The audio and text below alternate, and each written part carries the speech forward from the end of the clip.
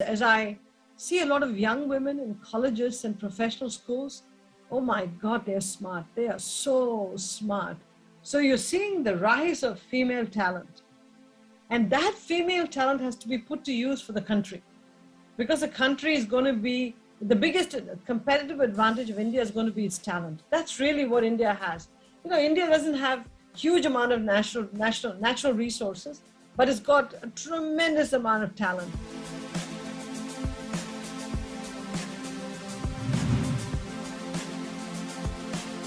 Good evening, everybody, and a very warm welcome to yet another edition of Express Indra.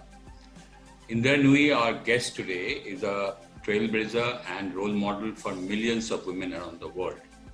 As the first female CEO of PepsiCo, she transformed the global food and beverages company and positioned it for super success and sustainability. We are indeed grateful to you, Ms. Nooyi, for sparing time for today's Adda.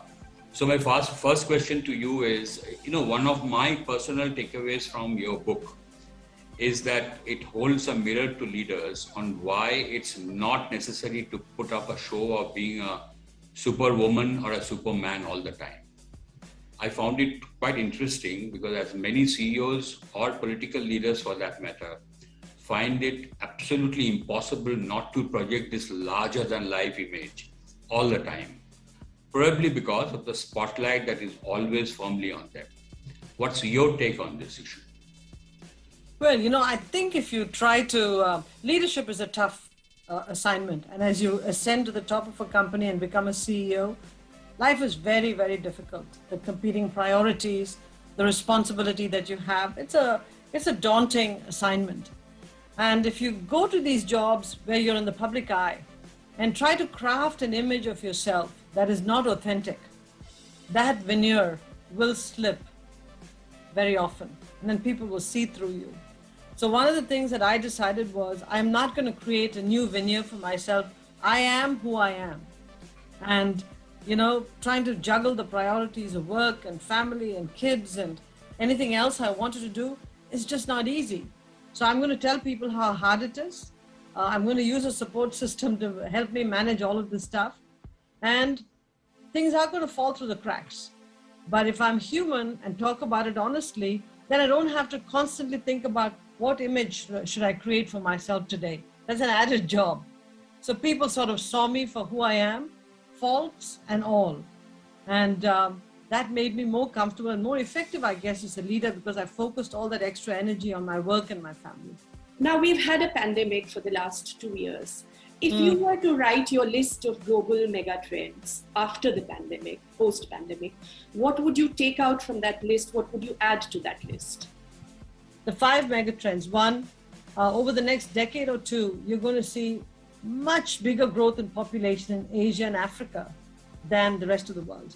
So if the world is going to be over 9 billion people by 2030, 2035, over 7 billion are going to be in Asia and Africa. But if you look at the percentage of GDP, it's going to be mismatched.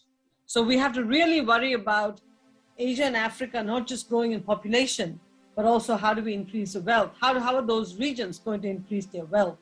Because otherwise it will lead to a massive global inequity. The second is that when you have so much growth in Asia and Africa, you're also going to have more consumption of protein and therefore more animals that are reared.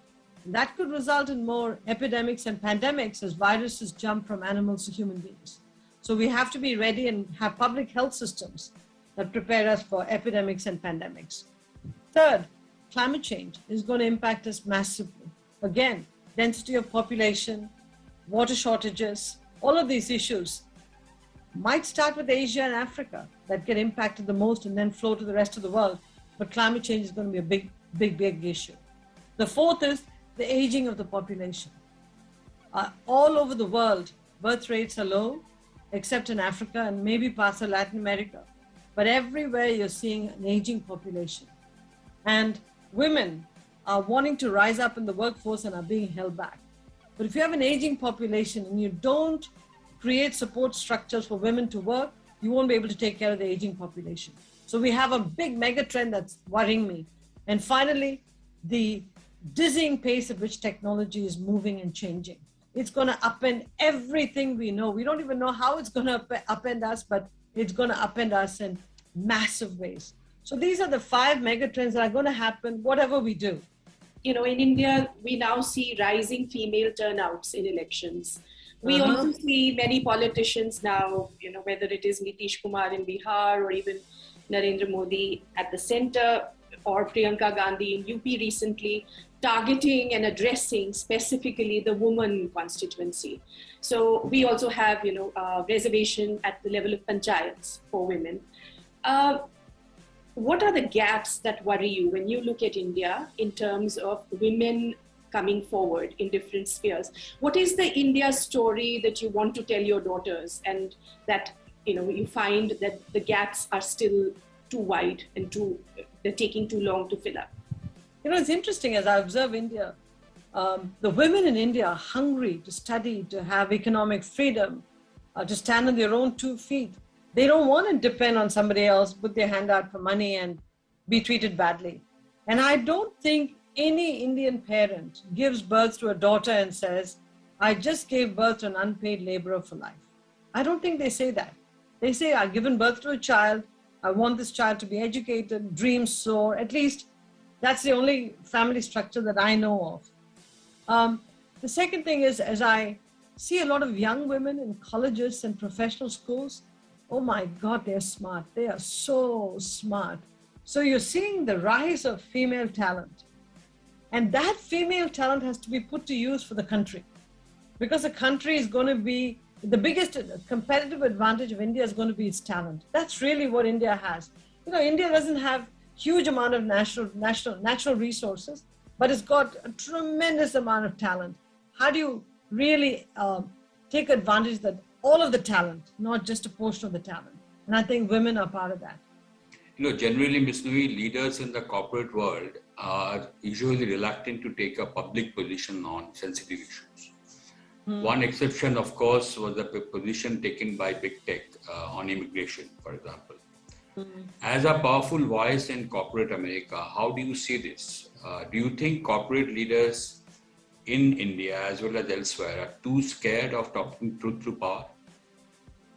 Well, I tell you, one of the reasons why people want corporate leaders to take a position is because they feel helpless.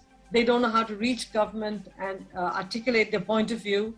Waiting for the ballot box was too late. So they think that corporations, which have such a great impact in society, can actually convince governments to do something different. So they're looking for hope from corporate executives. Now, here's the problem. In a corporation, especially one like ours, a consumer products company, whatever position I took, 1/3 of the employees agreed with me, 1/3 disagreed with me, and 1/3 were quiet. So I don't know whether to read the employee base as 2/3 were with me or 2/3 were against me. So there was always this dilemma. What about this quiet group that's not saying anything? How do I view them? So what our fallback was, we look at our value statement, our code of conduct. If something violated the value statement and code of conduct, we always took a position. If it did not relate to our value statement and code of conduct, we stayed out. However, sometimes, because we are domiciled in the US, the policies of the US government, does have an impact on corporations headquartered here in the US.